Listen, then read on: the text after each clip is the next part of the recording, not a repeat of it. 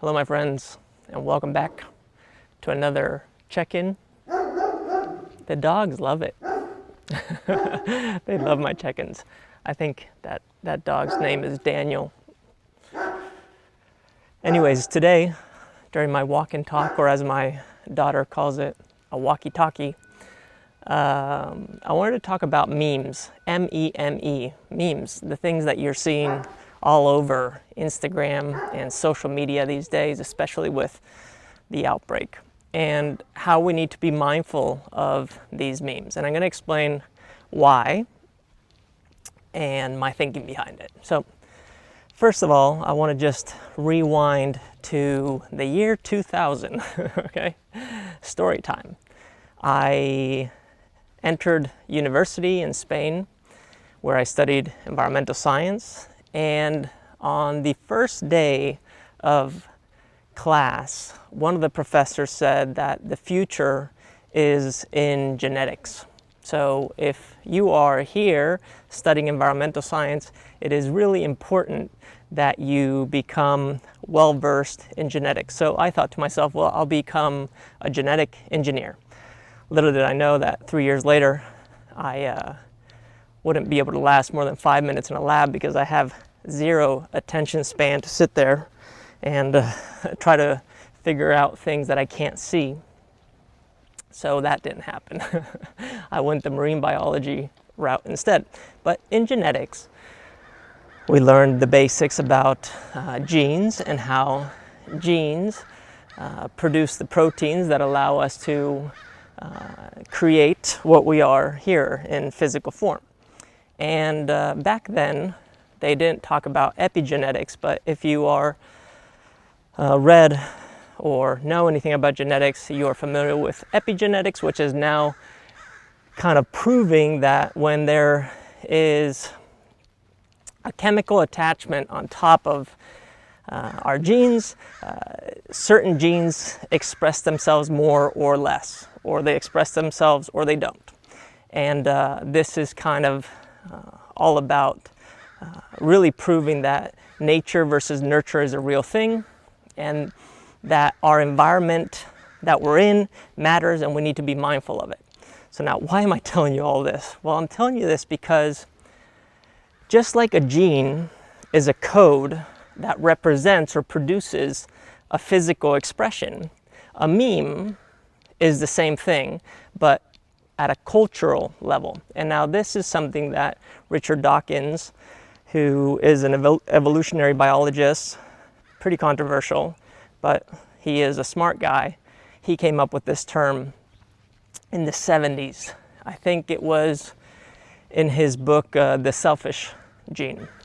And what he coined as a meme was either a soundbite, a piece of writing, or an image that was able to contain information that when shared could replicate a culture. It could grow a culture. And now that we have social media, we are constantly sharing memes. These are genes. These are pieces of code, pieces of information that are creating, as they evolve, different expressions. And these expressions, I'm turning around because there's some cars over there, and I thought it would be more peaceful if I just walked this way. Anyways, these memes produce different expressions. And as all these memes are going around, I got to thinking as I posted something about the earth not being moral, meaning the earth doesn't have morality. Nature doesn't have morality. It only has coherence. It's only operating in a way that allows it to regulate itself. It doesn't care about your feelings. And nor does the meme. But what does the meme do, thanks to us, the emotional being? Well, the emotion that we experience by receiving a meme, and then other people experience when we share that meme, creates a thought pattern, A thought pattern creates a belief, a way of acting and expressing ourselves. And when this is multiplied in massive amounts, just like the virus, the coronavirus is currently spreading around the world, there is a big change that happens. And I got interrupted by a call. Anyways, there's a big change that happens, and the change is in the way we think, the way we behave.